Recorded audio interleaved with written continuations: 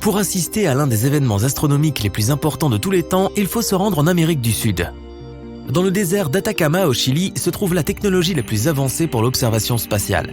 Là, les membres de la communauté royale d'astronomie ont observé pendant 6 mois un trou noir qui a tout simplement absorbé une étoile massive. D'ailleurs, ce sont ces mêmes scientifiques qui ont prouvé qu'au centre de notre galaxie, la Voie lactée, se trouve un trou noir supermassif. Et ils en ont même pris une photo. Pour la première fois de l'histoire, cet événement incroyable s'est produit très près de la Terre. Il faut dire que la distance de 215 millions d'années-lumière est considérée comme assez proche en termes d'astronomie. La lumière produite par cet événement a atteint notre planète en septembre 2019 et même les scientifiques les plus expérimentés ont été ébahis. Imagine une étoile de la taille de notre Soleil, d'environ 1 390 000 km de large. De telles étoiles ont une masse suffisante pour créer un champ gravitationnel puissant, maintenant de nombreuses planètes dans leur orbite. Et maintenant, plaçons un trou noir géant à côté. Le trou est absolument noir, en forme de disque, et pèse 1 milliard de fois plus que cette étoile. La force de son champ gravitationnel est incroyable. Rien ne peut quitter sa force gravitationnelle. Même les objets qui peuvent se déplacer à la vitesse de la lumière tomberont dans ce noir abîme. La lumière elle-même ne peut pas échapper à ses limites. Dès qu'une étoile entre dans le champ gravitationnel d'un trou noir, elle n'a plus aucune chance. Au début, elle essaie de résister à l'attraction du trou noir, mais les couches extérieures de l'étoile commencent à s'étirer vers lui, comme des spaghettis. Cela est dû à une puissante force d'attraction. Si tu avais la possibilité d'étendre ta main vers le trou noir, tu verrais tes doigts commencer à s'étirer et à s'allonger. Cela est dû au fait que la force d'attraction augmente à chaque centimètre. Par conséquent, elle agirait plus fortement sur tes doigts que sur ton bras. C'est pourquoi ce processus d'attraction d'objets dans un trou noir est appelé spaghettification. La première chose à être aspirée dans le trou noir est la couronne de l'étoile, c'est-à-dire son enveloppe extérieure qui est constituée de plasma chaud. Tu pourras remarquer que l'étoile commence à rétrécir. C'est parce que ce plasma constitue la majeure partie de l'étoile. Lorsque ce spaghetti de plasma chaud atteint le trou noir, il peut sembler rester sur le bord du disque et continuer à orbiter autour du trou noir. Mais en fait, il n'est plus possible de revenir en arrière. Les particules de l'étoile ont déjà atteint l'horizon des événements du trou noir. Le champ gravitationnel d'un trou noir courbe la lumière autour de ses bords, de sorte que l'horizon des événements ressemble un peu à un croissant pour l'observateur. On peut aussi remarquer une sorte de chaos dans cet anneau, comme si certaines particules de lumière se déplaçaient dans une direction et d'autres dans une différente. Cela se produit en raison d'un effet de miroir, mais tu peux être sûr que tout ce qui atteint l'horizon des événements sera tôt ou tard entraîné dans la singularité ou la perle noire du trou noir. Une autre illusion que l'on remarque est que les particules d'étoiles se déplacent plus lentement au niveau de l'horizon des événements. Il se trouve que les objets supermassifs, comme les trous noirs, courbent l'espace-temps autour d'eux. Et plus l'objet est massif, plus le temps s'écoule lentement à proximité de lui. Si tu accrochais une montre à côté d'un trou noir et une autre sur un mur de ton salon, tu verrais que la trotteuse de la première bougerait à peine, alors qu'une journée entière passerait sur Terre. En tant qu'observateur, il nous semble que les particules de lumière ralentissent leur mouvement. Mais en réalité, il se peut qu'elles aient déjà été absorbées par le trou noir depuis longtemps. Aujourd'hui, des flux massifs de plasma chaud et rouge éclaboussent l'espace, tout comme la sauce des spaghettis. Lorsqu'un trou noir a absorbé de la matière stellaire, il émet de puissants rayons d'énergie à une vitesse d'environ 10 000 km par seconde. Cette libération d'énergie est accompagnée d'un flash intense. C'est grâce à ce flash que les scientifiques peuvent détecter le processus en premier lieu. Ce phénomène peut être observé lors de l'explosion d'une supernova. Quand il ne reste plus rien du corps de l'étoile, on peut encore voir de la poussière d'étoiles et d'autres particules au niveau de l'horizon des événements du trou noir. Un peu comme le parmesan saupoudré sur les spaghettis. Ok, on arrête la métaphore. Lorsque le processus de spaghettification est terminé, environ la moitié du poids de l'étoile a été projeté dans l'espace sous forme de poussière et de particules incandescentes. L'autre moitié a été absorbée par le trou noir. Les scientifiques ont observé ce processus pendant près de 6 mois. Mais ce qui serait plus intéressant, c'est de plonger soi-même dans un trou noir. On ne peut pas encore le faire, mais on peut simuler le processus. Voici un petit drone, notre ami métallique, notre boulette de viande en somme. En ce moment, il est à une distance sûre du trou noir, l'équivalent d'environ 3 largeurs de l'horizon des événements. Les objets à cette distance peuvent orbiter autour du trou noir en toute sécurité. Un peu plus près et il sera englouti dans l'obscur infini. Ainsi, notre étoile détruite aurait pu survivre en toute sécurité à cette distance. Les planètes aussi peuvent survivre à cette distance. Et s'il existe une source de lumière et de chaleur appropriée à proximité, la vie peut également exister sur ces planètes. Mais notre but est la singularité, et nous guidons le drone le plus proche de l'horizon des événements. Après quelques minutes, la force d'attraction commence à se renforcer, et le drone se met à s'étirer comme un spaghetto. Quand il commence à tourner autour du disque noir, cela signifie qu'il a atteint l'horizon des événements et qu'il a commencé sa descente dans l'abîme noir. Voyons maintenant tout cela du point de vue du drone. Toute la lumière des étoiles qu'il voit devient bleue. C'est ce qu'on appelle le bleuissement gravitationnel. En tombant dans un trou noir, son champ gravitationnel attire les photons de lumière vers celui-ci, leur donnant de l'énergie. Leurs longueurs d'onde se raccourcissent de sorte que les photons rouges deviennent bleus. Le drone continue de tomber et est déjà complètement caché à nos yeux. Et tout ce que voit le robot, c'est un faisceau bleu fin et lumineux. Maintenant, il est dans l'obscurité totale. Il n'y a absolument rien ici. Même pas de temps. Le temps passe si lentement que tout notre système solaire pourrait vieillir et cesser d'exister pendant 1 minute passée dans un trou noir. Mais notre drone vivra jusqu'à ce que sa batterie soit vide. Hé, le drone voit à nouveau un petit faisceau de lumière. Et il se rapproche de plus en plus. Maintenant, le drone va connaître la même chute, mais en sens inverse. Une fois qu'il aura quitté la singularité, le cœur du trou noir, il sera à nouveau à l'horizon des événements. La lumière des étoiles repasse progressivement du bleu au rouge. Puis le drone est lancé dans l'espace, peut-être dans une galaxie lointaine. Le retour d'un trou noir n'est que théorique. Certaines personnes pensent que les trous noirs sont une sorte de vortex qui peut nous conduire à des endroits éloignés dans l'espace. Mais jusqu'à présent, ces théories sont considérées comme de la fiction. Les trous noirs sont assez difficiles à détecter. Le problème, c'est qu'ils sont, noirs. Tout comme l'espace. Ils n'émettent pas de lumière comme les étoiles, donc ils ne peuvent être détectés que par des anomalies de gravité. Malgré cela, les scientifiques pensent qu'il existe un grand nombre de trous noirs dans notre univers. Ils naissent lorsqu'une étoile massive s'effondre sous son propre poids. Et étant donné le nombre infini d'étoiles dans l'univers, les trous noirs sont probablement un phénomène courant. Les scientifiques pensent que les trous noirs ont leur propre durée de vie. Cela est dû au rayonnement de Hawking. Un trou noir perd de sa masse et donc pour continuer à exister, il doit absorber des objets massifs comme l'étoile que nous venons d'observer. Mais si le trou noir vit dans l'espace lointain, il a moins à absorber et commencera très probablement à rétrécir jusqu'à ce qu'il disparaisse tout simplement. Comme cette assiette de spaghettis.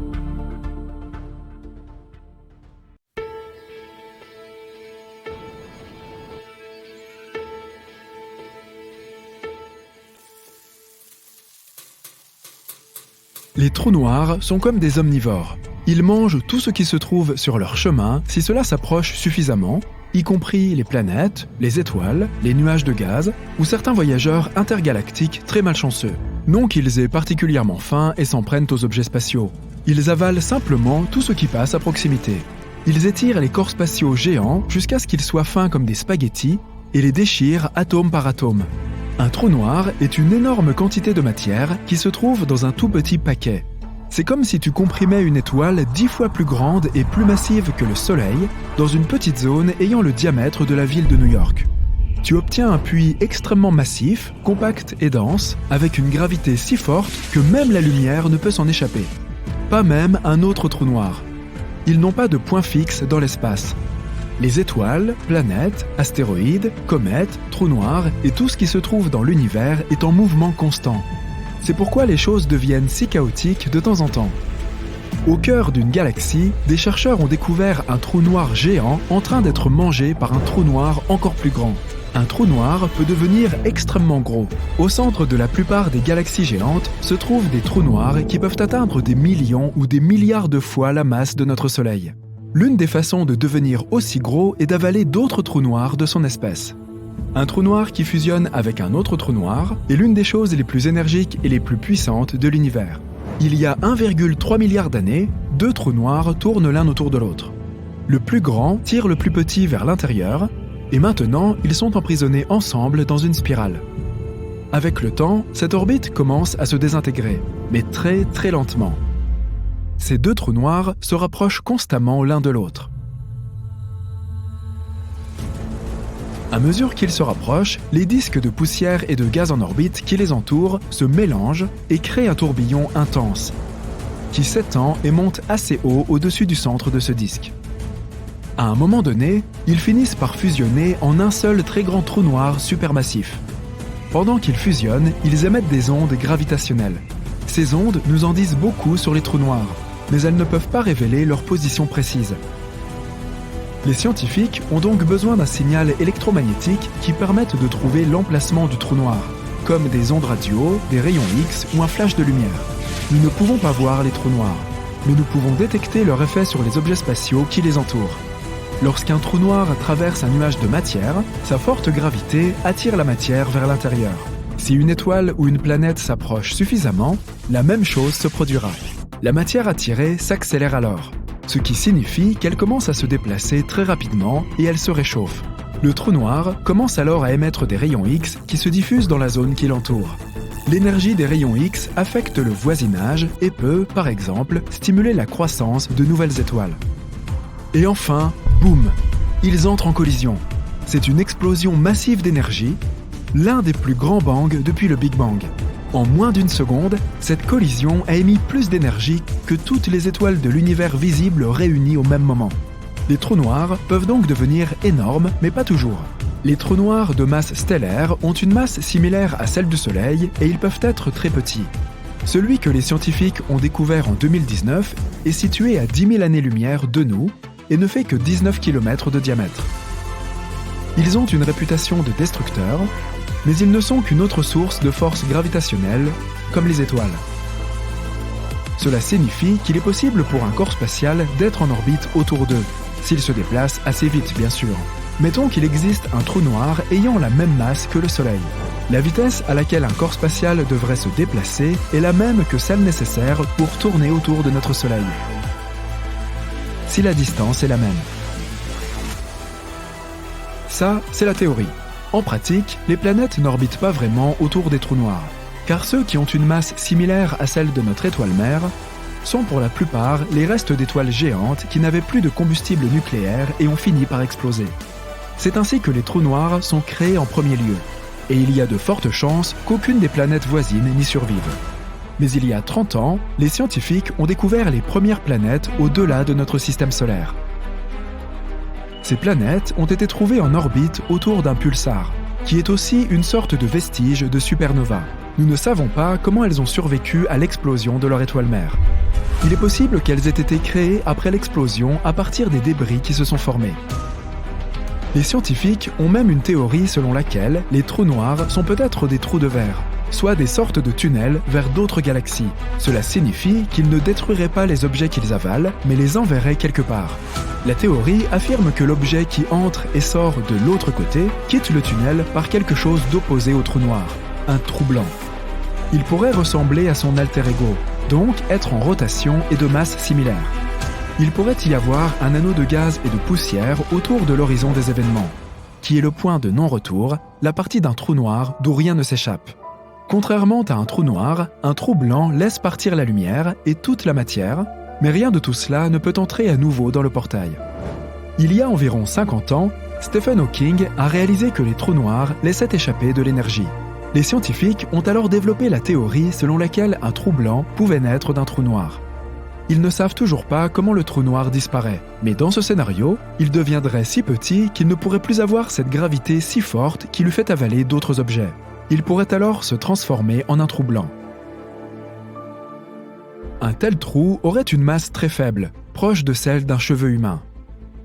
Il ne serait pas aussi spectaculaire que son ancêtre le trou noir, mais il cacherait encore des mystères en son sein, les informations de tous les objets spatiaux qu'il a avalés auparavant. Il finirait par recracher ces informations et deviendrait si gros qu'il dominerait l'univers. Le comportement des trous blancs, à l'opposé des trous noirs et de toute cette aspiration de la matière vers l'intérieur, pourrait être comparé à l'explosion du Big Bang, où l'univers est en expansion et où de nouveaux objets se forment. Mais même si cela se produit, ce ne sera peut-être possible que dans des milliards d'années. Et il y a un problème. Même si de grands trous blancs se formaient quelque part dans l'espace, ils ne dureraient probablement pas très longtemps. Les objets sortants entreraient en collision avec la matière en orbite, et tout le système s'effondrerait et se transformerait à nouveau en trou noir, puisqu'il se forme aussi après des explosions de supernovas. Les étoiles, astéroïdes, comètes, galaxies et planètes, tous ces objets spatiaux que nous pouvons voir, ne représentent que 5% de l'univers. Environ 25% pourraient être de la matière noire, une substance mystérieuse que nous ne pouvons pas vraiment voir, mais dont nous supposons l'existence parce que tout dans l'univers se déplace selon son rythme gravitationnel. Cette matière noire est un peu comme une toile d'araignée. Elle maintient ensemble toutes ces galaxies qui se déplacent très vite. Sa jumelle maléfique s'appelle l'antimatière. Les particules d'antimatière sont comme la version opposée de la matière. la même masse mais une charge électrique opposée. Lorsqu'elles entrent en collision, l'antimatière efface la matière ordinaire et le résultat est de l'énergie pure. La matière noire fait probablement en sorte que l'univers s'étende encore plus vite qu'avant. Selon l'une des dernières théories, elle pourrait être responsable de l'énorme impact d'astéroïdes qui a fait disparaître les dinosaures. L'univers n'a pas de centre, mais les galaxies en ont un. La Terre fait un cercle autour du centre de la Voie lactée une fois tous les 250 millions d'années. Cette orbite n'est pas simple, mais nous pouvons la prévoir approximativement. Une fois tous les 60 millions d'années, nous traversons la région encombrée de notre galaxie, connue sous le nom de disque galactique. En même temps, nous pouvons suivre certaines extinctions de masse brutale dans l'histoire de notre planète. Notamment l'astéroïde qui a anéanti les dinosaures il y a environ 66 millions d'années. Le professeur Rampino de l'Université de New York suggère que la matière noire possède une gravité qui pourrait projeter des corps spatiaux proches sur la trajectoire de la Terre chaque fois que nous entrons dans le disque galactique. Cela signifie que certains astéroïdes et comètes qui sont a priori éloignés de nous sont projetés vers notre planète. Le plus grand objet de l'univers, du moins à notre connaissance, est la Grande Muraille Hercule Corona Borealis. C'est un amas de galaxies de 10 milliards d'années-lumière de diamètre, liées entre elles par la force gravitationnelle. La plus grande galaxie elliptique s'appelle IC1101 et a un diamètre de 4 millions d'années-lumière. La plus petite galaxie que nous ayons découverte jusqu'à présent, SEG2, a un diamètre d'un peu plus de 200 années-lumière. Elle est assez terne et ne compte que 1000 étoiles. À titre de comparaison, notre galaxie compte 100 milliards d'étoiles.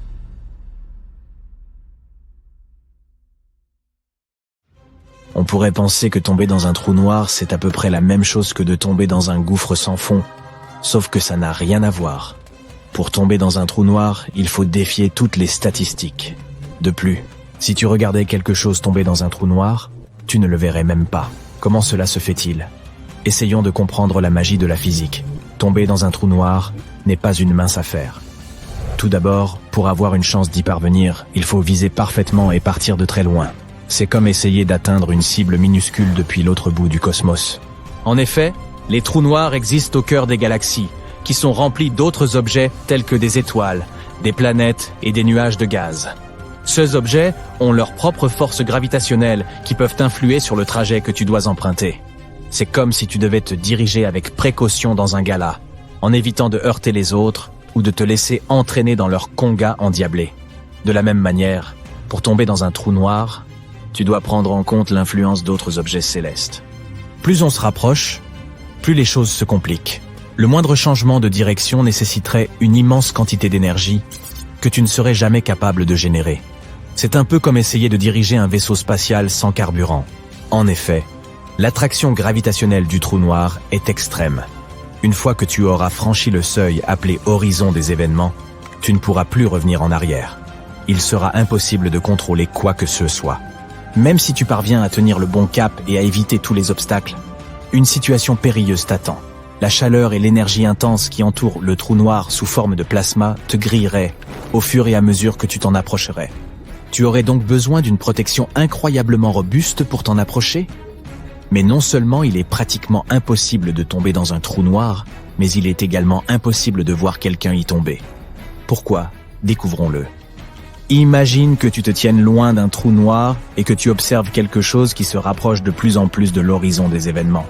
Au fur et à mesure que cette chose, disons un vaisseau spatial, tombe dans le trou noir, deux choses très étranges commencent à se produire. Tout d'abord, la couleur du vaisseau spatial change. La gravité à proximité d'un trou noir est incroyablement forte, bien plus forte que tout ce que nous connaissons ici sur Terre. Cette gravité intense affecte tout ce qui l'entoure, y compris la lumière. La lumière a cette propriété fascinante de transporter l'énergie. Mais lorsque celle-ci s'approche d'un trou noir, la puissante attraction gravitationnelle commence à la drainer de son énergie. Un peu comme un pickpocket de l'espace, c'est qui affaiblit progressivement la lumière. Et tu sais, comme lorsque tu contemples un magnifique coucher de soleil, celui-ci semble avoir cette couleur chaude, rouge-orangé. C'est parce que lorsque la lumière du soleil traverse notre atmosphère, elle se disperse et perd une partie de ses tons bleutés, les plus énergétiques, pour laisser place à des teintes plus rouges. Ainsi, lorsque la lumière perd de l'énergie, elle tend à se déplacer vers l'extrémité rouge du spectre chromatique. La même chose se produit à proximité d'un trou noir. La lumière émise par le vaisseau spatial perd de son énergie en raison de la forte gravité du trou noir. Ainsi, le vaisseau spatial, qui avait initialement sa propre couleur, devient de plus en plus rouge au fur et à mesure qu'il se rapproche. Comme si le trou noir était empreint d'une sorte de sortilège. Le deuxième phénomène étrange est lié au temps. Selon une théorie de la relativité générale, la gravité peut influer sur le temps lui-même. Et cela fonctionne d'une manière très étrange, car aucun d'entre nous, ni toi, ni les personnes à bord d'un vaisseau spatial, ne ressentiront ce changement. Pour toi, simple observateur dans ce scénario, le temps s'écoule comme d'habitude. Tu es simplement assis là, en train de siroter ta limonade de l'espace et d'observer le voyage du vaisseau. Pour les personnes à bord d'un vaisseau spatial, les choses sont les mêmes. Leur montre tourne à un rythme régulier et ils vaquent à leurs occupations comme d'habitude. Mais objectivement, pour toi, c'est comme regarder un vaisseau spatial tomber au ralenti. Tu auras l'impression qu'il tombe dans ce trou noir depuis des semaines, voire des années. Tu auras peut-être 80 ans, et le vaisseau spatial sera toujours là. C'est fou, non? Si le temps ralentit pour le vaisseau spatial, cela signifie que la lumière qu'il dégage ralentit également. Imagine donc que quelqu'un à bord du vaisseau spatial allume et éteigne sa lampe de poche. Mais comme le temps se déplace très lentement, la lumière émise par la lampe se déplace également au ralenti. Il faut une éternité pour que chaque éclat de lumière atteigne tes yeux. Regardez. Ce vaisseau spatial serait comme regarder une vidéo ralentie presque jusqu'à l'arrêt. Et lorsque la lumière met plus de temps à atteindre tes yeux, elle devient de plus en plus faible, tout comme une étoile qui s'éteint. Ainsi, au fur et à mesure que le vaisseau spatial se rapproche de l'horizon des événements du trou noir, il devient non seulement plus rouge, mais aussi plus sombre. Il devient donc de plus en plus difficile de distinguer le vaisseau spatial à mesure qu'il se rapproche du trou noir. Il s'efface lentement, comme s'il disparaissait de la plus grande scène de music hall de l'univers. C'est assez hallucinant, n'est-ce pas? Mais tout cela ne concerne que toi, l'observateur. Et comment se portent les personnes à bord?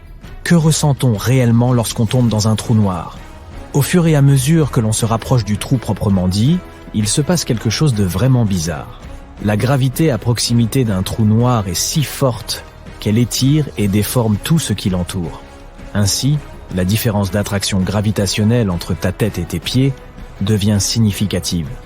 Cette différence crée une force de marée qui étire ton corps en une forme longue et fine. C'est un processus baptisé scientifiquement la spaghettification. En fait, tu serais transformé en nouille humaine.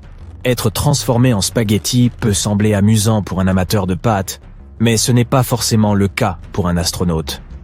Pendant ce temps, les couleurs autour de toi commencent à se distordre et à s'étirer, créant un spectacle lumineux éblouissant. Un peu comme la route arc-en-ciel d'un fameux jeu de karting. Des tours et des détours, des éclairs et des étincelles. C'est probablement une expérience exaltante. Ce qui t'arrive ensuite dépend du type de trou noir. Tout d'abord, nous avons les trous noirs classiques. Il s'agit de trous noirs qui ont presque toujours existé. Si tu tombes dans un tel trou noir, il te faudra un temps incroyablement long pour en atteindre le centre. Celui-ci se rapprocherait de plus en plus, mais il te faudrait un temps presque infini pour l'atteindre. Tu aurais donc l'impression que ton voyage ne s'achèverait jamais. Et puis, il y a les trous noirs qui s'évaporent. Ces trous noirs peuvent s'évaporer avec le temps en raison d'un processus connu sous le nom de rayonnement de Hawking. Ce n'est pas très différent d'un glaçon qui fond, et ces trous noirs ont une durée de vie limitée. Et il est toutefois pratiquement impossible de tomber dans l'un d'entre eux. À mesure que tu t'approches du trou noir en train de s'évaporer, tu te retrouves à planer près de sa périphérie, l'horizon des événements. Imagine être coincé à l'entrée d'un parc d'attractions super cool. Mais devine quoi? Ce parc d'attractions est en train de rétrécir. Le trou noir s'évapore et, ce faisant, l'horizon des événements devient de plus en plus restreint. Tu restes donc au bord du trou noir, suivant ses moindres mouvements. Mais tu resteras toujours dans cet horizon des événements sans jamais le franchir. Mais n'oublie pas qu'une fois dépassé le point de non-retour, il n'y a par définition plus de retour possible. Tu as pris un aller simple pour le cœur mystérieux du trou noir, la singularité. Parvenu à celle-ci, tout devient chaotique. Notre compréhension actuelle de la physique s'en trouve chamboulée, à la manière d'un tour de passe-passe dont on ne comprendrait rien. Que se passe-t-il une fois la singularité atteinte? Y a-t-il quelque chose de l'autre côté du grand trou noir? Nous n'en avons aucune idée. C'est un grand mystère, mais peut-être un jour l'éluciderons-nous. Alors mes amis, il vaut mieux admirer ces trous noirs à distance et bercer notre imagination des incroyables merveilles qu'ils recèlent. N'oubliez pas de garder vos pattes dans votre assiette et de ne pas vous approcher de ces machines à spaghettis cosmiques. Je voudrais t'emmener dans un endroit qui semble être hors du commun. La vie à l'intérieur de cette grotte a été isolée du monde extérieur pendant environ 5,5 millions d'années. Et cela se voit. Tu peux d'ailleurs t'en rendre compte par toi-même. En raison d'un isolement aussi long, les conditions à l'intérieur de la grotte de Mauville sont inégalées sur notre planète. On y trouve un écosystème exceptionnel, même si la lumière du soleil manque cruellement à l'intérieur de la grotte et que l'air y est toxique. La grotte, située à quelques kilomètres à l'ouest de la mer Noire en Roumanie, a été découverte pour la première fois en 1986. Aujourd'hui, on ne peut la visiter qu'avec une autorisation spéciale. De plus, les cavernes centrales sont gardées naturellement par d'étroits tunnels de calcaire et des puits verticaux. Si tu es claustrophobe, tu ferais mieux de ne pas entrer dans cet endroit. Dans les profondeurs de la grotte, l'air contient 2 fois moins d'oxygène que l'air extérieur. En revanche, il renferme beaucoup de dioxyde de carbone et de sulfure d'hydrogène. Ce n'est donc pas l'air le plus frais que l'on puisse respirer. Il fait également nuit noire à l'intérieur de la caverne. Mais malgré, ou plutôt grâce à, ce cocktail de conditions extrêmement difficiles, le site est une véritable mine d'or pour les biologistes. Il est surprenant de constater que la vie semble y être en plein essor. Lors d'une étude réalisée en 1996, les scientifiques ont identifié 48 espèces, dont 33 étaient propres à la grotte. La plupart des créatures qui peuplent la grotte sont minuscules, avec de longs membres et des antennes qui les aident à se diriger dans l'obscurité. Ces créatures sont incapables de voir et n'ont pas de pigments, et c'est logique. Pourquoi avoir besoin de voir si l'on vit dans l'obscurité totale? Et pourquoi avoir besoin d'être beau et coloré si personne ne peut vous voir? Je vais maintenant te faire découvrir une autre grotte, qui n'est pas moins étonnante, mais dont l'aspect est très différent.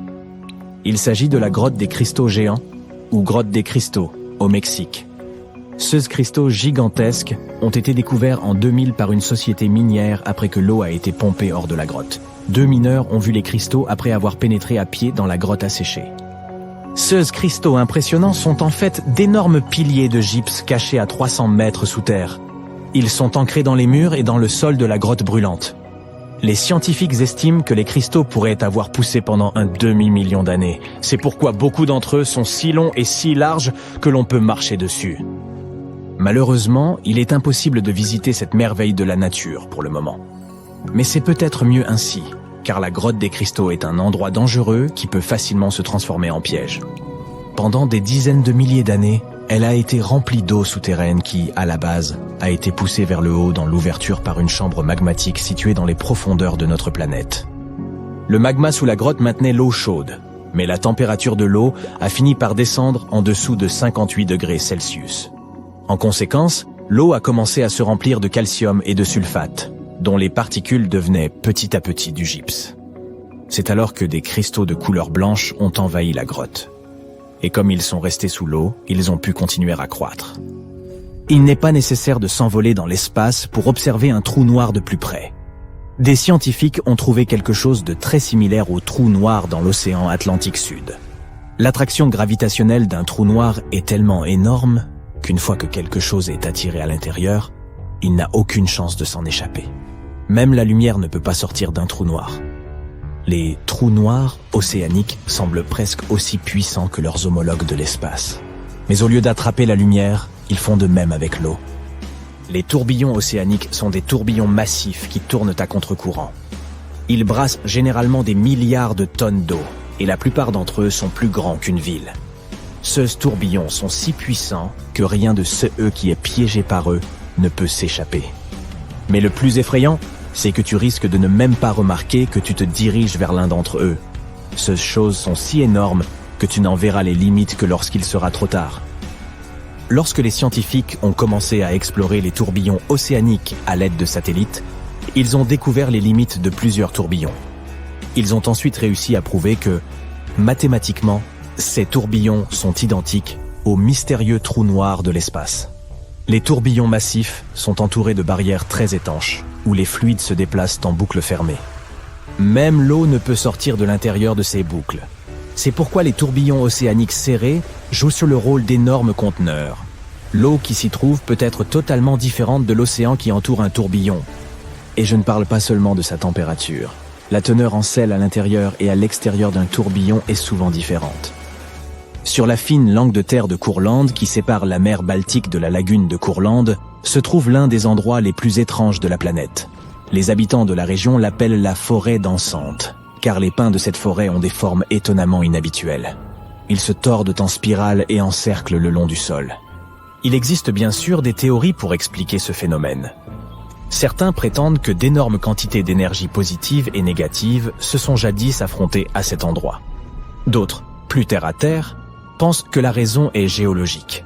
Le sol sablonneux de la région est trop instable pour permettre aux arbres de pousser à la verticale. L'idée la plus répandue est que les vents forts soufflant de l'eau influencent la forme des arbres. Quoi qu'il en soit, les experts n'ont pas encore tiré de conclusion définitive. Regarde ces agroglyphes sous-marins. Ils ont été repérés pour la première fois en 1995, près de la côte sud du Japon. Les plongeurs locaux ont appelé ces structures de 2 mètres de large des cercles mystérieux. L'énigme est restée dans les esprits pendant près de 16 ans, jusqu'à ce que le coupable soit enfin démasqué. Imagine la surprise des chercheurs lorsqu'il s'est avéré qu'il s'agissait d'un poisson globe mâle. Le poisson a besoin d'un peu plus d'1 semaine pour construire un cercle, et l'esthétique est évidemment cruciale. Un mâle nage à l'intérieur du cercle, creusant des vallées dans le sable avec ses nageoires. Mais ce n'est pas tout. Les poissons utilisent également des coquillages et des coraux pour décorer certaines parties de leur cercle. Toute cette activité de construction d'un cercle a également une utilité pratique. La façon dont le poisson mâle nage pousse le sable vers le centre du cercle et crée un monticule qui servira plus tard de nid. Le prochain mystère de notre liste se trouve dans les Caraïbes. Au large des côtes du Belize, il y a un gouffre géant. C'est le Grand Trou Bleu. Il mesure environ 305 mètres de diamètre et plus de 122 mètres de profondeur. Il y a très longtemps, ce trou était une grotte. Mais la montée des eaux l'a rempli et il s'est effondré sur lui-même. Plus on descend dans les eaux cristallines du Grand Trou Bleu, plus il devient sombre. On y trouve des tonnes de grottes remplies de stalactites. Mais il est extrêmement dangereux d'y pénétrer, à moins de vouloir se perdre irrémédiablement. Une fois que tu auras atteint une profondeur de 15 mètres, tu remarqueras que l'eau est scintillante. C'est la ligne invisible qui sépare le sommet salé du gouffre de l'abîme d'eau douce. Il serait peut-être bon de faire demi-tour dès maintenant, car qui sait ce que tu pourrais trouver dans ces profondeurs obscures. Une vieille légende amazonienne parlait d'une rivière si chaude qu'elle bouillait. On pensait qu'il s'agissait d'une simple légende jusqu'à ce que le géoscientifique péruvien Andrés Russo se demande si cette rivière pouvait être réelle. Tous les experts ont réfuté cette possibilité. En effet, les rivières bouillantes chaudes existent bel et bien, mais uniquement dans les régions où se trouvent des volcans. Or, il n'y a pas de volcan dans la partie du pays mentionnée dans la légende. Mais Andrés Russo était trop déterminé pour abandonner. En 2011, il a enfin localisé la rivière des légendes. L'eau qu'elle contenait était effectivement... Les trous noirs comptent parmi les phénomènes les plus énigmatiques et les plus sinistres de l'univers. Ils peuvent engloutir des étoiles et des planètes entières, déformant l'étoffe même de l'espace et du temps. Mais que se passerait-il si la Terre, notre planète, était prise dans l'horizon des événements d'un trou noir? Que verrions-nous avant d'être anéantis? Nous allons voir ça aujourd'hui. Un trou noir, c'est un peu comme la brute dans la cour de récréation. On l'évite à tout prix. Il s'agit d'une région de l'espace où la gravité est si forte que rien, pas même la lumière, ne peut s'en échapper. C'est comme Houdini à l'envers. Comme les flocons de neige, chaque trou noir est unique. Chacun a une masse, une rotation et une charge particulière. Et il y en a de différentes tailles, un peu comme les jeans. Skinny, slim, décontracté, regular. Enfin, il en existe 4 tailles.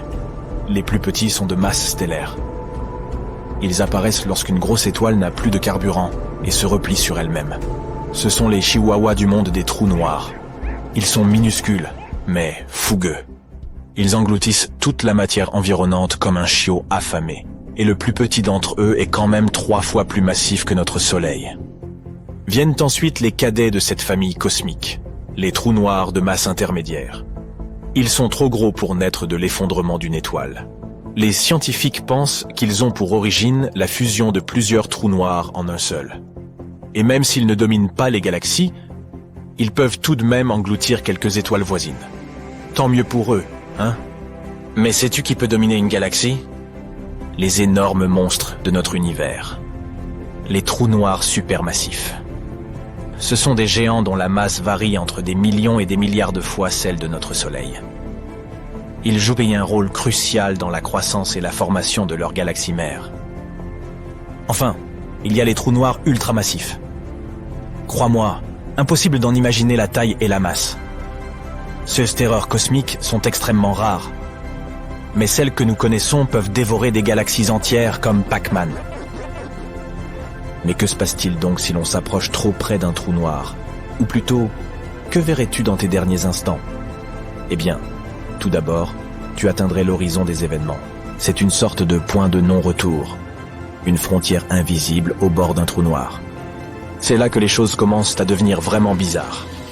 Par exemple, le temps commence à ralentir. Pas pour toi, mais pour une personne qui t'observerait à distance. Si tu tombais dans un trou noir, tu ne t'en rendrais pas compte. Mais si tu regardais quelqu'un d'autre tomber, tu le verrais ralentir et finalement se figer, comme quand une vidéo se surpose. En t'approchant encore, tu commencerais à voir des choses assez stupéfiantes. Sous l'effet de la gravité, la lumière environnante se déformerait, comme dans un miroir de fête foraine. Tu verrais même un halo de lumière autour du trou noir, un anneau de photons, ou des jets de particules à haute énergie s'échappant de ses pôles. Il est possible de s'approcher très près d'un trou noir sans ressentir d'effet majeur. Ce n'est que lorsque tu franchis l'horizon des événements que tu ne peux plus revenir en arrière. Tu es cuit. Après avoir franchi cette limite, tu ne verras plus rien.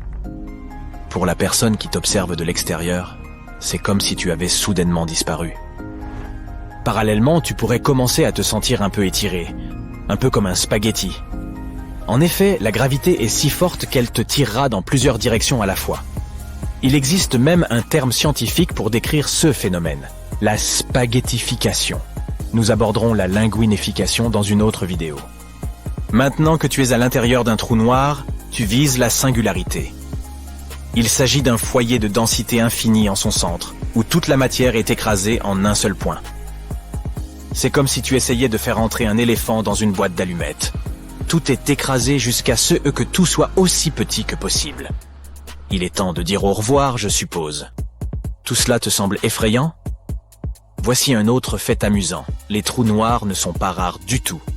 En fait, il y en a un au centre de chaque galaxie, y compris dans notre Voie lactée. Cela signifie-t-il que nous finirons par y être aspirés? Et si c'est le cas, comment cela se passera-t-il exactement? Imaginons un trou noir s'approchant de notre système solaire.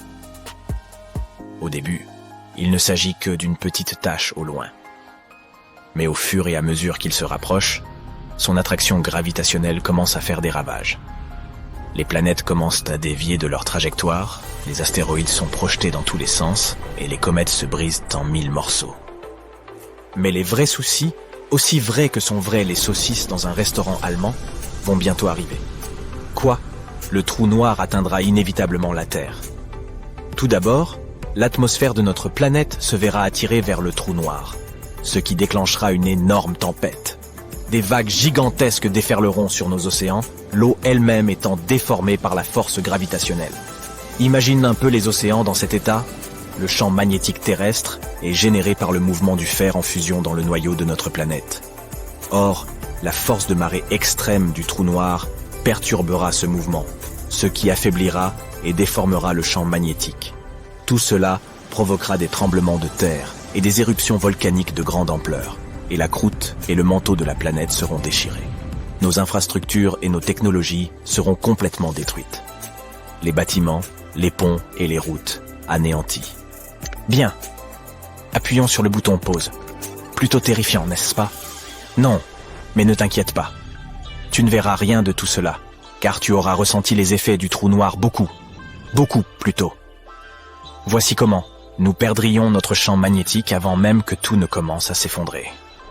Cela signifie non seulement que le climat deviendrait invivable, mais aussi que nous serions exposés à des radiations extrêmes, Ce rayon gamma et la chaleur du trou noir modifieraient radicalement notre planète. Adieu belle nature. Et nous ne serions pas seuls dans notre misère. Encore plus terrifiant que tu ne le pensais, pas vrai? En engloutissant l'ensemble du système solaire, cette bête dévorerait à peu près tout. L'un des effets immédiats serait la perturbation de l'orbite des astéroïdes, des comètes et de tous les autres corps célestes. Les planètes commenceraient à se déformer et à s'étirer, leur surface prenant l'aspect du métal en fusion. Le Soleil lui-même serait affecté, sa surface se déformant comme une vulgaire boule de pâte à modeler. Et oui, tout cela n'est pas bien réjouissant. Mais maintenant, respire et détends-toi, parce que rien de tout cela n'arrivera jamais. Cette chaîne s'appelle Sympa, tu te souviens? Tu as plus de chances de gagner un jour au loto que de voir la Terre emportée dans un trou noir. Le trou noir le plus proche de notre système solaire s'appelle Gaia BH1. Découvert par nos scientifiques en 2022, il se trouve dans notre galaxie, la Voie lactée, à environ 1600 années-lumière de la Terre. Gaia BH1 a une masse environ 10 fois supérieure à celle de notre Soleil, ce qui en fait un trou noir de masse stellaire. Il n'est pas très intéressant en soi, mais sa découverte nous a permis d'obtenir des informations précieuses sur le comportement de ces monstres cosmiques. Mais, comme je l'ai dit, il se trouve à plus de 1000 années-lumière de nous. Il se déplace très lentement et ne s'approchera jamais assez pour représenter un danger. Mais n'as-tu pas dit qu'il y avait un trou noir au centre de la Voie lactée? Cela ne signifie-t-il pas qu'il aspirera un jour toute notre galaxie? Te demandes-tu peut-être? Ne te fais pas de soucis. La réponse est non. Celui qui se trouve au centre de notre galaxie s'appelle Sagittarius à étoiles. Tu te souviens de cette photo floue qui a fait le tour de l'Internet il y a quelques années? Ce trou noir est en effet très massif et exerce une forte attraction gravitationnelle, comme deux adolescents qui tombent amoureux. Mais ce n'est pas suffisant. Il n'affecte que les objets qui sont très proches de lui. Les corps dans notre galaxie sont tous trop grands et se déplacent trop vite pour être attirés par des trous noirs. Mais ils n'en sont pas moins extrêmement fascinants à étudier. Les scientifiques tentent toujours de percer leur mystère. Et même s'ils ne seront jamais dangereux pour nous, ils nous rappellent l'incroyable puissance de notre univers. Bien, je crois que je vais maintenant m'intéresser à l'incroyable puissance du chocolat. Attache ta ceinture, nous mettons le cap sur les endroits les plus bizarres de notre univers. Tu vas découvrir des phénomènes parmi les plus mystérieux auxquels peu de gens ont assisté. Récemment, des astronomes ont découvert que le trou noir supermassif au centre de notre galaxie natale, la Voie lactée, pourrait bien fuir. Qu'est-ce que ça change ? Eh bien, cela pourrait signifier que ce trou noir, appelé Sagittarius A étoile, et dont la masse est 4,1 millions de fois celle de notre Soleil, n'est pas un géant endormi comme on le pensait auparavant. Il pourrait être encore actif. Et la fuite enregistrée par les scientifiques pourrait être le trou qui rote en avalant des nuages de gaz. Eh, ça arrive même aux meilleurs d'entre nous. Au cours de leurs recherches, l'équipe d'astronomes a eu recours au télescope spatial Hubble. Il les a aidés à repérer un jet semblable à la flamme d'un chalumeau. Il se détachait des nuages d'hydrogène au centre de notre galaxie. Ce jet semblait cracher du gaz comme un tuyau qui arroserait un tas de sable. Cela se produit souvent autour d'autres trous noirs actifs, entourés par toute la matière qu'attire leur immense attraction gravitationnelle. Une partie de ces matériaux est attirée dans le trou noir, mais une petite partie est rejetée vers l'extérieur par de puissants champs magnétiques. Les recherches suggèrent que lorsqu'un nuage de gaz gigantesque s'approche trop près de notre trou noir supermassif, il est avalé, et le trou éructe alors de petits jets de matière. Les bulles de Fermi pourraient être le résultat des éructations qui se sont produites il y a environ 2 à 4 millions d'années. Mais récemment, les scientifiques ont découvert une autre bulle géante de gaz chaud. Elle est alignée avec le jet qui s'étend sur plus de 35 années-lumière à partir de notre trou noir supermassif. Les astronomes soupçonnent que ce jet aurait pu s'enfoncer dans cette bulle de gaz et la faire croître. Maintenant, allons visiter d'autres endroits à couper le souffle de notre univers. Mais faites très attention, certains d'entre eux sont extrêmement dangereux. Comme cette étoile à neutrons, surnommée pulsar de la Veuve Noire. Tout comme l'arachnide du même nom, il grignote son partenaire, une étoile naine brune, plutôt légère. Plus ce pulsar consomme de matière, plus il tourne lentement. L'énergie que l'étoile à neutrons perd dans le processus fait que son compagnon stellaire s'étiole. Si elles existent, les pattes nucléaires sont le matériau le plus solide de tout l'univers. Formée à partir des restes d'étoiles éteintes, cette substance est comprimée pour former des enchevêtrements de matière ressemblant à des spaghettis. Elle peut se casser, mais seulement si tu y appliques 10 milliards de fois la pression nécessaire pour briser l'acier. Que dirais-tu de visiter une planète où il pleut du verre? Perso, je ne préfère pas. Cette exoplanète bleu vif semble paisible et légèrement familière. Ne trouves-tu pas qu'elle ressemble légèrement à la Terre? Mais cette apparence charmante dissimule la nature terrifiante de la planète. Les vents soufflent à 8700 km/h à sa surface. C'est 7 fois la vitesse du son. Mais ce n'est pas le pire. Il pleut du verre latéralement sur ce monde extraterrestre en fusion. Les tsunamis solaires sont un phénomène cosmique surnommé événement de terminaison. Ces tsunamis se produisent à l'équateur du Soleil. Des collisions cataclysmiques de champs magnétiques semblent provoquer de gigantesques tsunamis jumeaux de plasma. Ces tsunamis déchirent la surface de l'étoile, se déplaçant à une vitesse de 300 mètres par seconde. Ils peuvent durer des semaines d'affilée et se produisent toutes les décennies environ. Regarde ce corps spatial. Son surnom est l'Hyperion électrique. Ce satellite de Saturne est l'une des lunes au look le plus bizarre du système solaire. Mais son apparence n'est pas la chose la plus étrange. Cette roche, semblable à de la pierre ponce et constellée d'innombrables cratères, est aussi chargée d'électricité statique et elle se répand dans l'espace. Regarde ça, une planète errante avec des aurores. Perdues dans l'espace et dérivant à travers les galaxies, les planètes errantes ont autrefois été projetées loin de leur étoile mère. Mais l'une d'entre elles, à 200 années-lumière de la Terre, est différente des autres. C'est un objet de la taille d'une planète, mais avec un champ magnétique 200 fois plus puissant que celui de Jupiter. Ce champ est si puissant qu'il génère des aurores scintillantes dans l'atmosphère de la planète. Reste loin des trous noirs. Est-il nécessaire de le rappeler? Oui, ils font partie des objets les plus périlleux de l'univers. Mais qu'en est-il des mini-trous noirs? Contrairement à leurs frères et sœurs massifs, les hypothétiques mini-trous noirs pourraient être vraiment minuscules, pas plus gros qu'un atome. Mais même ainsi, un seul de ces objets minuscules aurait la masse d'1 millier de voitures. Une théorie prétend que des tonnes de micro-trous noirs auraient pu être créés juste après le Big Bang et le début de l'univers. Certains scientifiques vont même jusqu'à affirmer que quelques mini-trous noirs traversent notre planète chaque jour. Ah, je parie que tu vas aimer notre prochain arrêt, une planète de glace brûlante. La lointaine exoplanète Gliese 436b, d'une taille comparable à celle de Neptune, est un paradoxe. Elle est faite de glace chaude. La planète effectue une orbite complète autour de la naine rouge Gliese 436 en seulement 2 jours. Cela signifie qu'elle voyage remarquablement près de son étoile mère. C'est peut-être la raison pour laquelle les températures de la planète descendent rarement en dessous de 430 degrés Celsius. Mais la chose la plus étrange, la planète abrite d'énormes volumes de glace d'eau, connus sous le nom de glace X, qui restent solides malgré les températures étouffantes. Si tu aimes les bijoux, ce prochain monde est fait pour toi, une planète de diamants. À environ 4000 années-lumière de la Terre, il existe une planète qui pourrait bien être qu'un énorme diamant. La planète est plus dense que toutes les autres découvertes jusqu'à présent et se compose principalement de carbone. Elle est si dense que les astronomes pensent que ce carbone pourrait être cristallin, et cela pourrait signifier qu'au moins une partie de la planète est faite de diamants.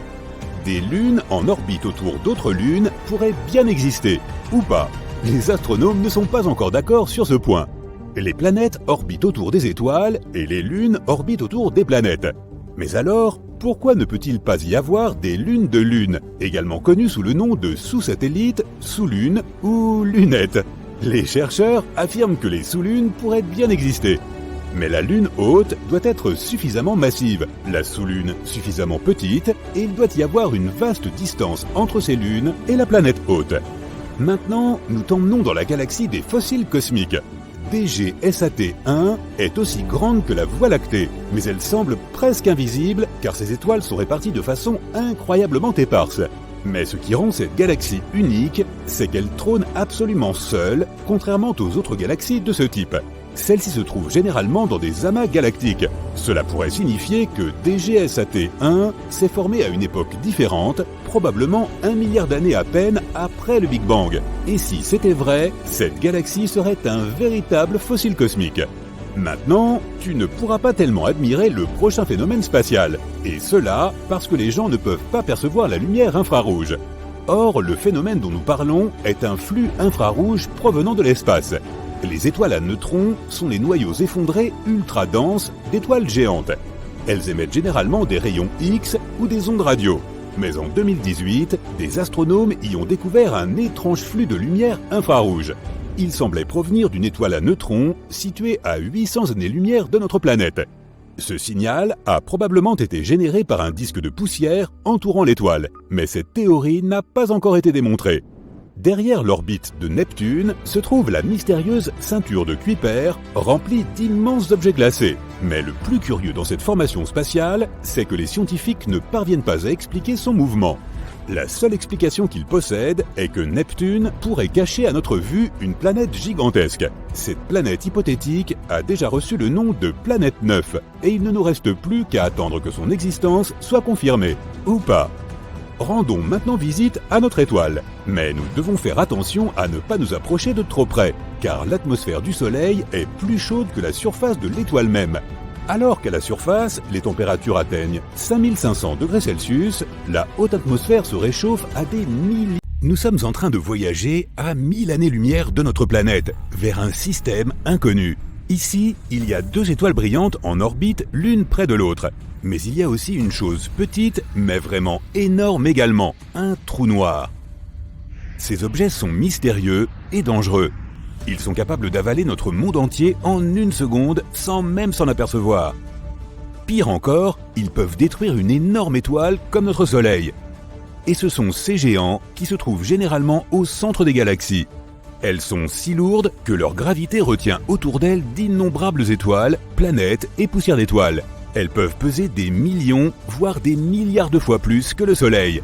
Et maintenant, tu es de retour au sol sur une rampe de lancement de fusée sur la Terre. La seule chose à laquelle tu penses est de retenir ta respiration et de sauter dans le cœur de cette perle noire. Mais tu n'auras pas à retenir ta respiration car tu seras dans une combinaison spatiale.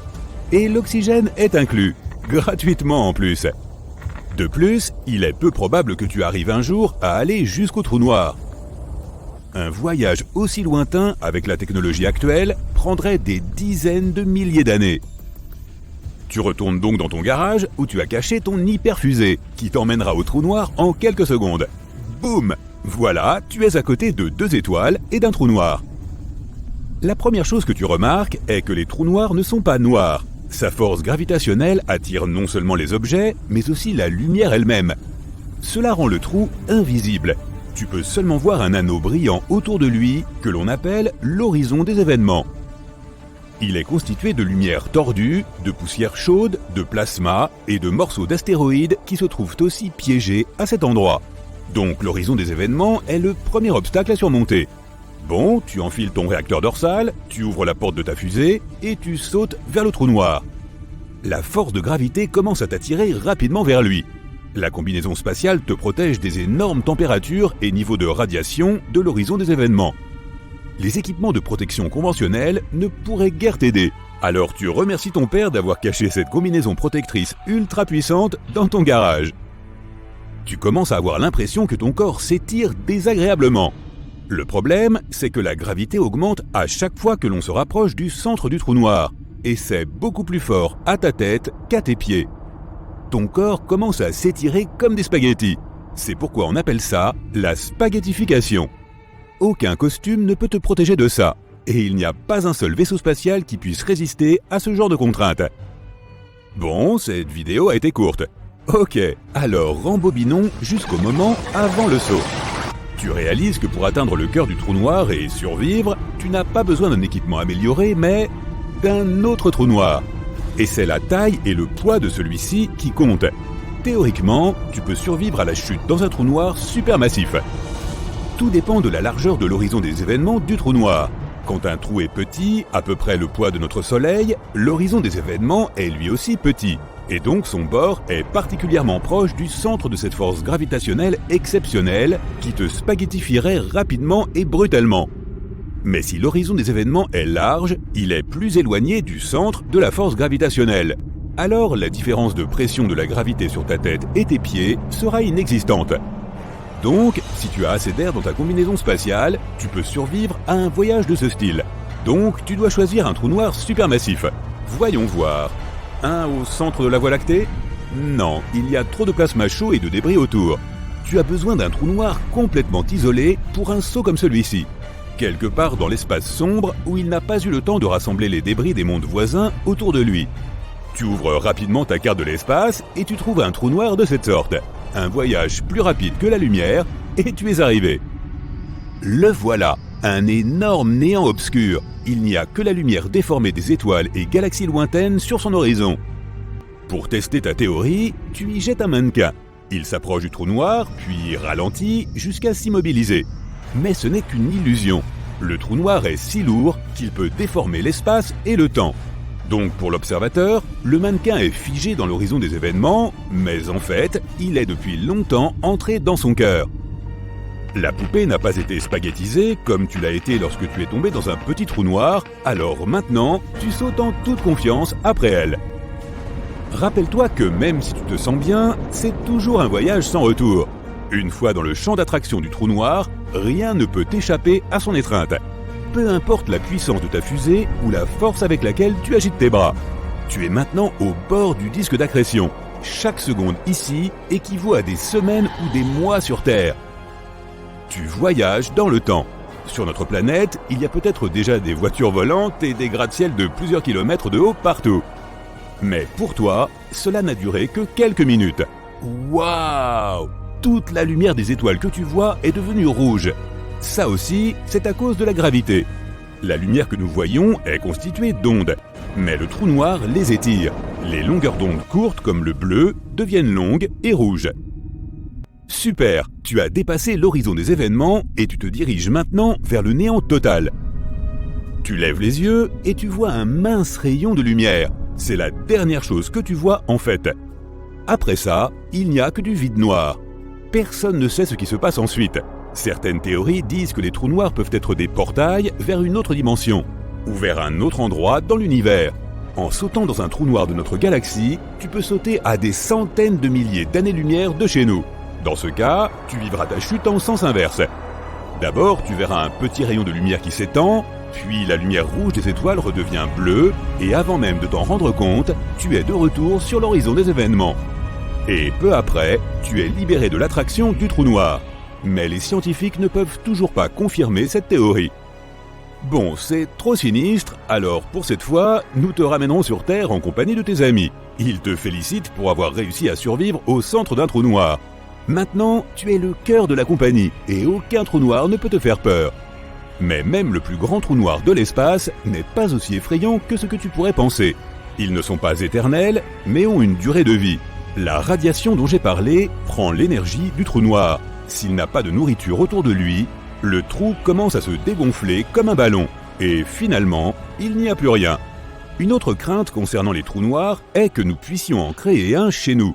En effet, à l'intérieur du grand collisionneur de Hadron, les scientifiques mènent des expériences avec de petites particules qui entrent en collision à grande vitesse. Il y a d'énormes explosions d'énergie, et certains scientifiques pensent que cette énergie est suffisante pour créer un trou noir microscopique. Il va commencer à absorber son environnement et à grandir. D'abord quelques petits objets dans la pièce où il a été créé, puis le laboratoire tout entier. Le trou continue à grandir et consomme désormais notre planète entière. Il change l'équilibre des forces dans notre système solaire et absorbe les planètes une par une. Quand celles-ci sont finies, c'est l'heure du dessert, le Soleil. Les couches supérieures légères de plasma sont étirées en longs spaghettis et tirées vers le trou noir. Puis, couche par couche, notre étoile s'effondre dans le trou noir. Lorsque le Soleil est à moitié absorbé, le trou noir projette un faisceau d'énergie et de lumière vers l'extérieur et continue à consommer le Soleil. En quelques instants, il ne restera plus rien de notre système solaire. C'est ainsi que certaines personnes décrivent la fin du monde. Mais même si nous parvenons à créer un trou noir microscopique, nous serons en sécurité. Il sera trop petit pour absorber de gros objets et il ne se nourrira que de petites particules atomiques. Les trous noirs émettent de l'énergie en même temps qu'ils en consomment, donc notre petit trou noir n'aura pas le temps de grandir. Il perdra plus qu'il ne gagnera en une fraction de seconde, donc ce que tu verras sera un flash momentané et puis plus rien. Cela dit, la création d'un trou noir stable et contrôlé peut même être utile. Ils émettent d'énormes quantités d'énergie que nous pouvons utiliser. Un trou noir de la masse du mont Everest pourrait alimenter toute l'humanité. Bien sûr, les trous noirs sont toujours dangereux, mais nous pouvons les observer et étudier notre univers, si nous restons assez loin bien sûr. En attendant, tu décides de mettre un cadenas sur ta porte de garage, pour l'instant. Les feux de détresse se déclenchent, les sirènes hurlent, la navette spatiale tremble à tout rompre. L'obscurité cosmique au travers des hublots s'éclaire de flashs intermittents. Les astronautes bouclent leur ceinture et regardent des écrans en sentant couler une sueur froide sur leur visage. Droit devant, un rayon aveuglant coupe l'espace en deux. Rien dans l'univers ne peut l'arrêter. Ça ressemble au sillage d'un avion à réaction, mais immense, des millions de fois plus puissant que ce que l'on est habitué à voir. Il est impossible de le contourner. Le capitaine du vaisseau ordonne que l'on fasse demi-tour immédiatement. Il s'agissait d'un jet d'un trou noir, un véritable monstre de l'espace. Ces trous, comme d'énormes aspirateurs, avalent tout ce qui passe leur horizon des événements. La frontière entre l'espace-temps et l'endroit où celui-ci n'est plus. Si tu approches de cette frontière, tu es perdu. La lumière elle-même ne peut pas échapper à la gravité d'un trou noir. Et c'est pourtant ce qu'il y a de plus rapide dans l'univers. Les trous n'absorbent pas seulement de la matière, mais lancent aussi des jets dans l'espace. De mystérieux faisceaux longs de plusieurs milliers d'années-lumière. Il n'y a pas de trou noir près de la Terre, mais imaginons une minute qu'il en apparaisse subitement un dans le voisinage du Soleil. Le trou commence immédiatement à dévorer notre étoile. La forte gravité tire un côté du Soleil plus que l'autre. Le Soleil est réduit à l'état de bandelette, mangé par le trou comme un plat de spaghettis. Les physiciens appellent ce phénomène la spaghettification. Quand le monstre a terminé son repas, il a le hoquet et projette deux jets semblables à des lasers qui viennent couper notre galaxie en deux. Des astronomes sont en train d'observer une catastrophe similaire à quelques milliards d'années-lumière de nous. Un trou noir du système 3C321 bombarde en ce moment même une galaxie voisine d'un immense jet de rayons X, de rayons gamma et d'électrons, le tout accéléré à la vitesse de la lumière. Le carnage dure depuis 1 million d'années et nous avons de la chance qu'il ait lieu à une très grande distance. Si un tel jet s'approchait d'une planète comme la Terre, il vaporiserait son atmosphère et sa couche d'ozone. Toute vie à la surface disparaîtrait. Seuls les habitants des plus profonds sous-sols survivraient. Mais si un trou noir apparaissait près du Soleil, nous n'aurions pas l'occasion de voir son jet. Le monstre absorberait l'énergie de l'étoile et nous perdrions simplement toute sa chaleur et sa lumière. La Terre se refroidirait, plongée dans l'obscurité éternelle. Mais les jets peuvent aussi produire de bonnes choses, comme les engrais qui aident les cultures à pousser, l'énergie des rayons comprime les nuages interstellaires et de nouvelles étoiles peuvent y naître. Imagine un siphon dans une salle de bain. L'eau s'y écoule dans la tuyauterie, elle se déplace en spirale en tournant partiellement autour du trou. Maintenant, imagine que le trou noir soit ce siphon, et qu'au lieu de l'eau, il y ait ce qu'on appelle du plasma. Il tourne rapidement, se magnétise et forme un énorme disque d'accrétion.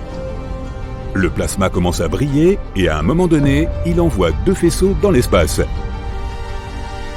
Le trou noir V404 Cygni se trouve à 8000 années-lumière de nous. Il ressemble à un feu d'artifice qui pèserait l'équivalent de 10 soleils. Le problème, c'est que les pyrotechniciens n'ont pas bien fait leur travail et que la mèche a été prématurément allumée. Le trou est alimenté par le gaz d'une étoile proche. Elle fournit des quantités infinies d'énergie à ce feu d'artifice cosmique. Les jets de V404 Cygni ne s'élancent pas seulement des pôles, mais de toutes les directions. C'est comme une boule disco dans une salle des fêtes. À la différence qu'il s'agit ici de plasma brûlant et non de lumière colorée. Un disque aussi grand que 7 étoiles tourne autour du trou noir. L'intérieur du disque vacille comme une toupie qui, ralentissant, est sur le point de s'arrêter. Les scientifiques pensent que ces oscillations et ces projections irrégulières sont causées par des distorsions du continuum espace-temps. Les trous noirs ne sont pas les seuls à donner de grands spectacles astronomiques. Leurs principaux concurrents sont les rafales de rayons gamma. Les scientifiques ne savent pas exactement comment elles apparaissent. mais il s'agit très probablement de la désintégration d'étoiles géantes ou de collision d'étoiles à neutrons. Nos satellites enregistrent une rafale de rayons gamma par jour, mais il s'en produit en réalité au moins 500 dans l'univers au cours du même intervalle. Un astronome amateur qui voit pour la première fois l'univers observable se sentira comme une star de cinéma sur un tapis rouge. Seulement, ce ne sont pas les flashs des journalistes et des fans qui l'éblouiront, mais les constantes rafales de rayons gamma. Si l'un de ces flashs se produisait dans notre voisinage, notre planète serait comme une bougie dans une tempête de neige. Imagine que tu vives dans le futur et qu'il soit possible d'effectuer des vols interstellaires en toute sécurité. Avec ton vaisseau spatial, tu te rends sur une planète similaire à la Terre pour observer de tes propres yeux une rafale de rayons gamma. Ton vaisseau file dans l'espace et atterrit sur la planète en question. Mais dès que tu poses le pied à sa surface, aucun doute, toutes les créatures qui vivent ici sentent que quelque chose de terrible est sur le point de se produire. Dans le ciel, les oiseaux volent avec effroi. Les animaux terrestres se précipitent hors des forêts pour chercher un abri. Le vent secoue les feuillages et tu crois entendre une voix qui te dit « Sauve-toi, pars d'ici !» Puis le vent gagne en force et la tempête éclate. Un éclair lumineux apparaît à l'horizon. Quelques secondes plus tard, la lumière s'intensifie. Quelqu'un vient d'allumer d'immenses projecteurs dans l'espace. Tout est perdu. Seule la lumière subsiste. En une seconde, il se dégage autant d'énergie que notre Soleil en génère en 10 milliards d'années. Au bout de 10 secondes, le spectacle se termine. La planète se déplace dans l'espace. Le flash n'a touché qu'une partie de son hémisphère sud. Mais cela suffit pour que les choses aillent mal. La rafale de rayons gamma ayant été assez brève, elle n'a probablement pas vaporisé les océans ni soufflé l'atmosphère. Mais la couche d'ozone qui protège la planète des rayons de l'étoile la plus proche et du rayonnement cosmique a été détruite. Toute la vie de ce monde disparaît brusquement. C'est une vision terrible, mais nous n'avons pas de raison de paniquer à ce stade. Les scientifiques pensent que la probabilité qu'une telle catastrophe se produise sur notre planète est nulle. Mais la Terre n'a pas toujours été aussi chanceuse. L'extinction de l'Ordovicien s'est produite il y a environ 450 millions d'années. Peut-être à cause d'une rafale de rayons gamma. Son épicentre se trouvait à 6000 années-lumière de la Terre. De nocifs rayons UV ont frappé la surface de notre planète, réduisant sa couche d'ozone de 40%. Plus de la moitié des plantes et des animaux ont disparu. Mais la vie a continué à se développer et après 200 millions d'années, les dinosaures ont fait leur apparition. Eta Carinae est une étoile hypergéante double. Elle est presque 200 fois plus lourde que le Soleil et en 10 secondes, elle émet autant de lumière que le Soleil en un an. Elle se trouve à 7500 années-lumière de la Terre, mais en 1843, les habitants de notre planète ont pu l'observer dans le ciel nocturne sans télescope. Cela a été possible grâce à une explosion. Ces beaux nuages de gaz et de poussière résultent de tels événements. Ce sont en quelque sorte les immenses ruines d'une étoile. Mais c'est un beau spectacle. Au cours du prochain million d'années, Eta Carinae continuera d'exploser et produira une rafale de rayons gamma. Mais l'humanité n'aura toujours pas à s'inquiéter. La direction des nuages de gaz indique que les futurs faisceaux ne frapperont pas la Terre. Notre planète est en état de siège. En ce moment même, 30 millions d'objets spatiaux, dont la taille varie d'un grain de sable à celle d'une voiture, foncent vers la Terre. Mais notre atmosphère brûle tout ce qui passe notre frontière. Les scientifiques surveillent constamment l'espace. Et ils n'ont pas trouvé une seule roche spatiale potentiellement dangereuse pour l'humanité. Mais cela ne veut pas dire qu'elle n'existe pas. Un énorme astéroïde se dirige vers la Terre une fois tous les 2 millions d'années en moyenne. Voici les surfaces de la Lune, de Mars et de Mercure. On y trouve des cratères qui sont comme autant de trous dans du fromage. Ce sont les marques qui ont laissé les astéroïdes qui les bombardent depuis des millions d'années. L'atmosphère est une excellente barrière contre les pluies de roches.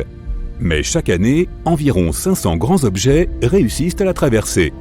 La plupart d'entre eux tombent dans l'océan ou dans des zones peu peuplées, et personne n'y fait attention. L'activité géologique se poursuit sur notre planète. Les continents se déplacent, les montagnes s'élèvent et s'abaissent. Pendant que tu regardes cette vidéo, le paysage de la Terre change et toute trace des météorites tombées au cours de son histoire est effacée de sa surface. Des monstres sombres et toujours affamés vivent partout dans l'univers. Ils naissent lorsque des étoiles massives explosent dans l'espace. Certains trous noirs aussi lourds que la Terre ne sont pas plus grands qu'une balle de ping-pong.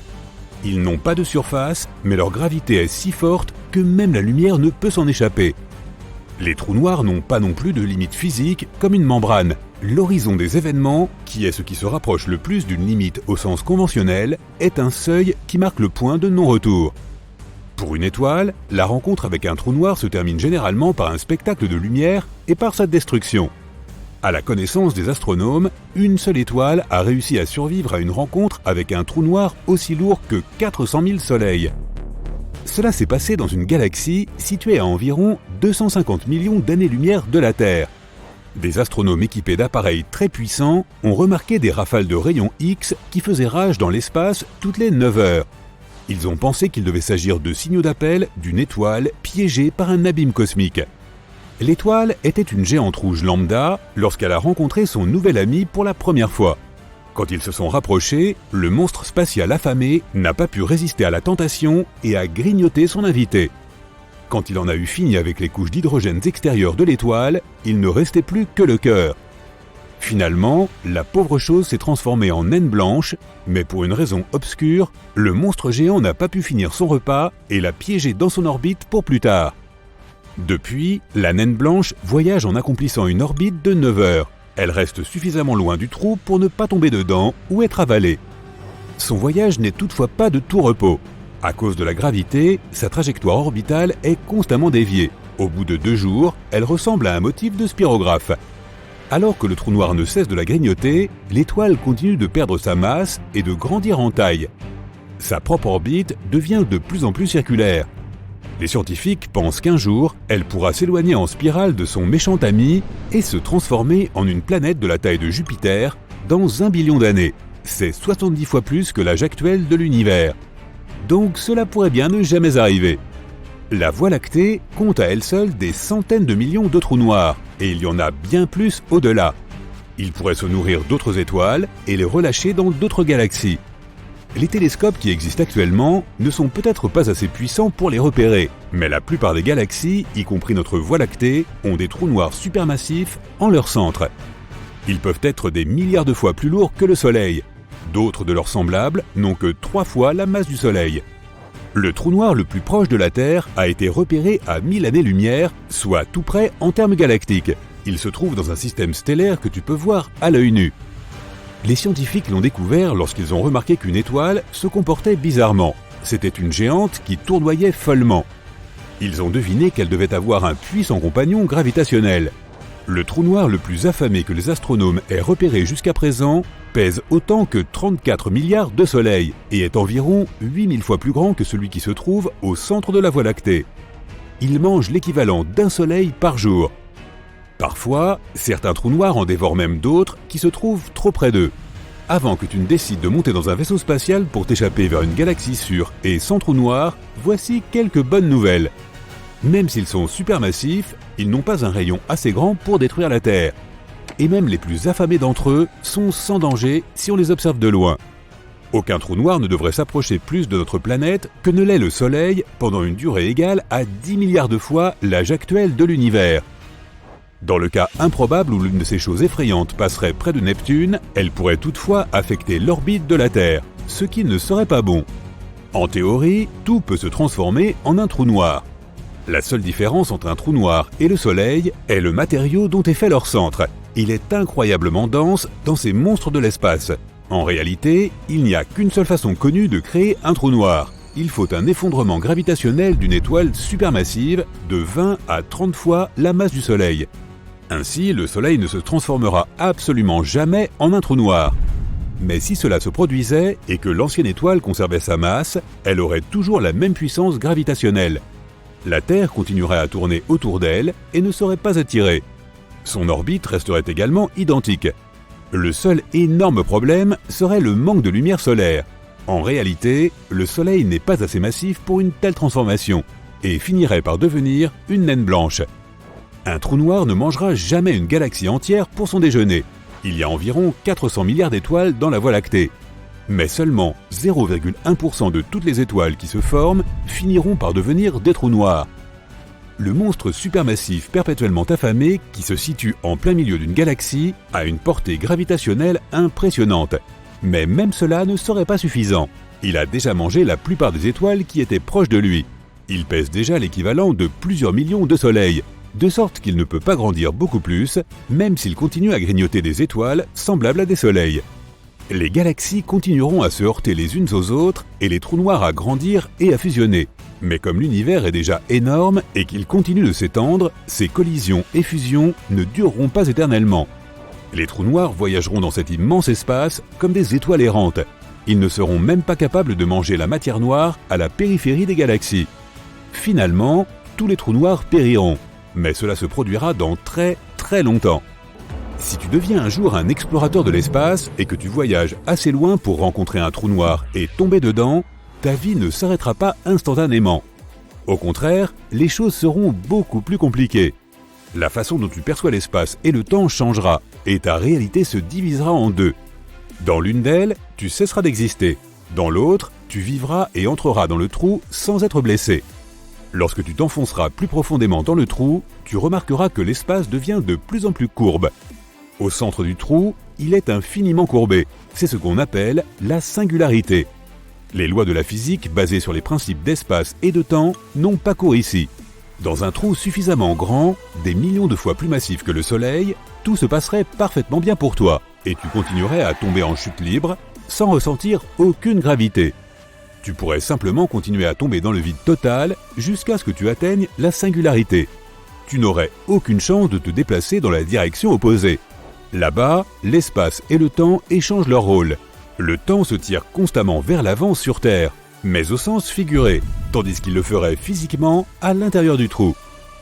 Dans un trou plus petit, la force de gravité serait plus forte à tes pieds qu'à ta tête. C'est pourquoi tu subirais un phénomène de spaghettification. C'est ainsi que les scientifiques appellent le processus où tu te comprimes horizontalement et t'étires verticalement, un peu comme des spaghettis à cause de l'énorme gravité du trou noir. En attendant, si tu avais un compagnon de voyage dans l'espace qui, pour une raison quelconque, n'aurait pas fini dans le trou noir, tout serait différent pour lui. Il te verrait t'étirer et grandir comme à travers une énorme loupe. Plus tu t'approcherais du bord du trou, plus tu aurais l'impression de te déplacer au ralenti. Puis tu te figerais et les flammes t'entoureraient.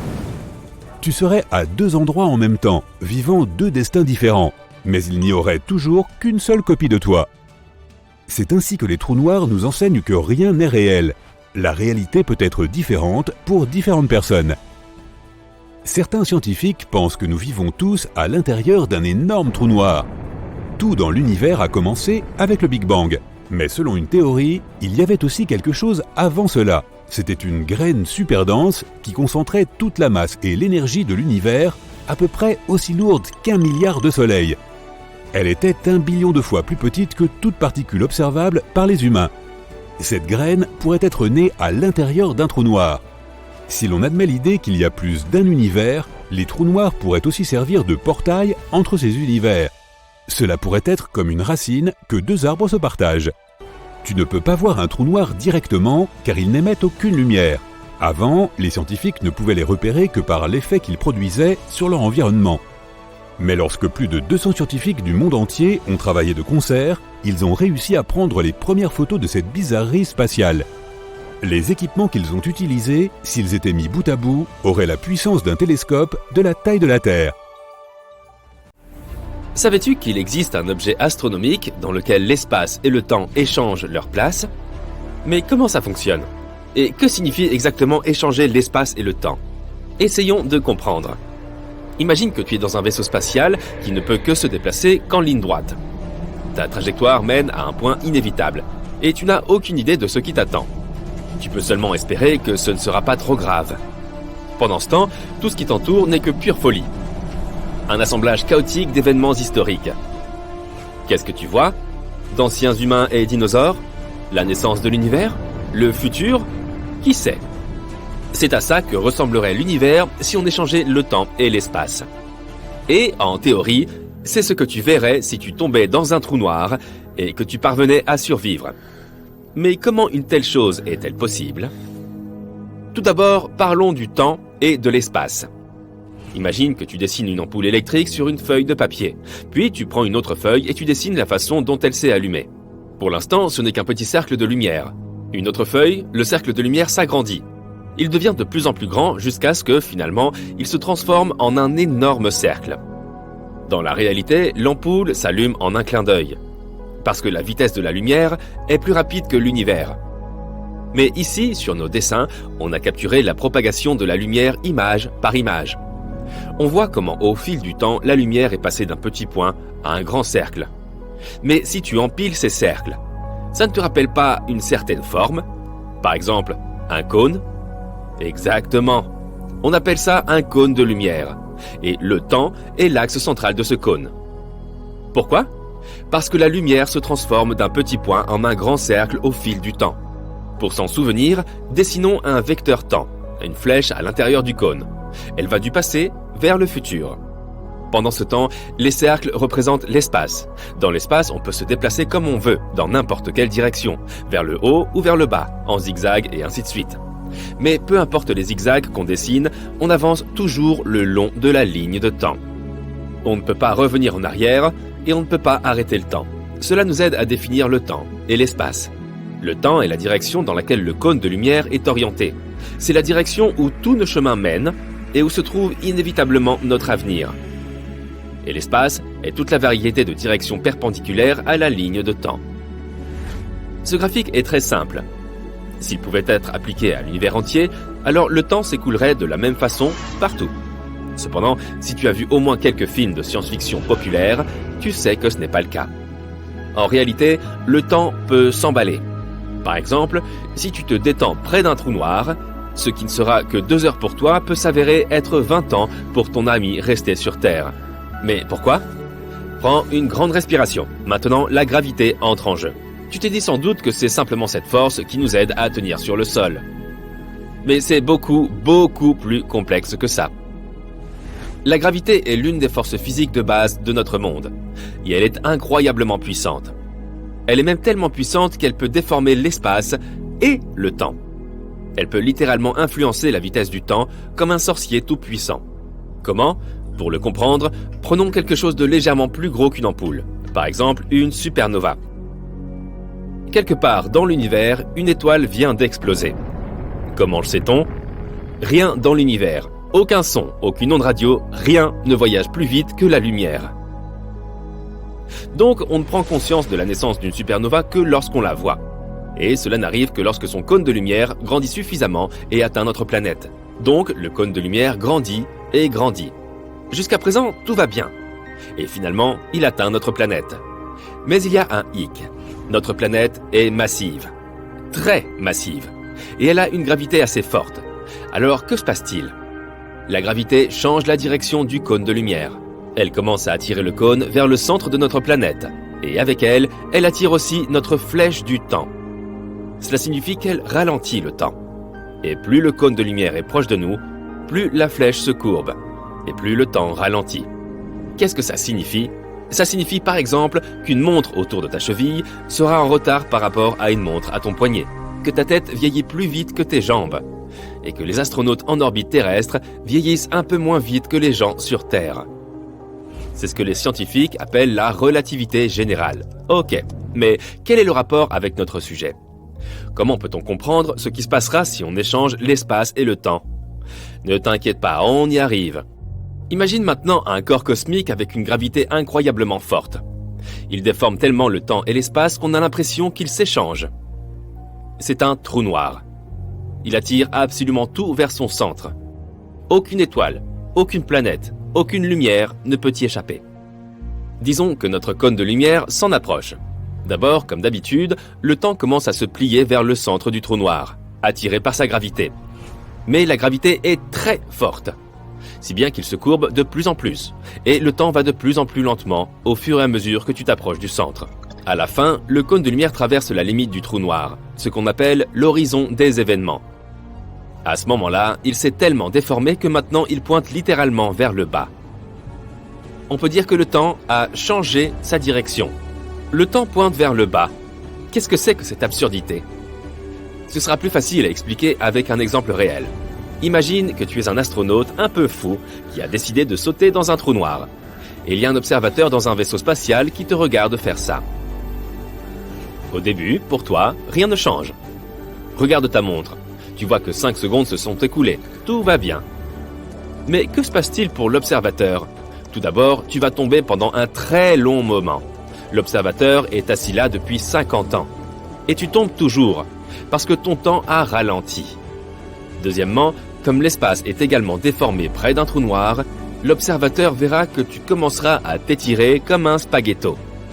C'est un terme scientifique d'ailleurs, qui porte le nom de spaghettification. Et puis tu franchis enfin l'horizon des événements.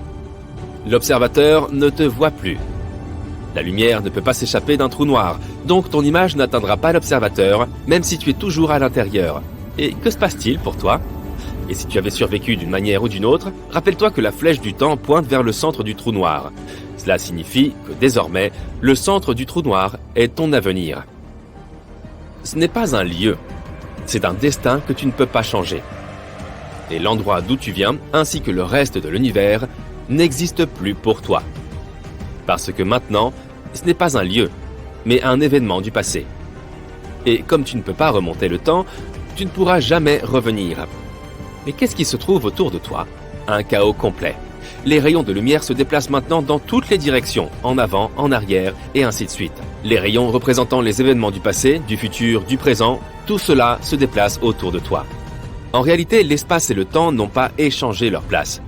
Mais on a l'impression qu'ils l'ont fait, parce que dans l'espace, tu ne peux plus faire qu'avancer, comme si tu suivais une ligne droite. Et le temps, reflété dans les rayons lumineux, t'entoure partout et se déplace dans toutes les directions possibles. Et là, on retourne au début. Cet exemple horrifiant nous aide à imaginer ce que l'on ressentirait si le temps et l'espace étaient inversés. Bien sûr, tout cela n'est que théorie et supposition. L'idée même que nous nous déplaçons dans une direction, celle que nous n'avons pas choisie, et qu'il y a un chaos temporel complet autour, semble assez effrayante. Et pourtant, ce serait une expérience très intéressante. Tu es partant ?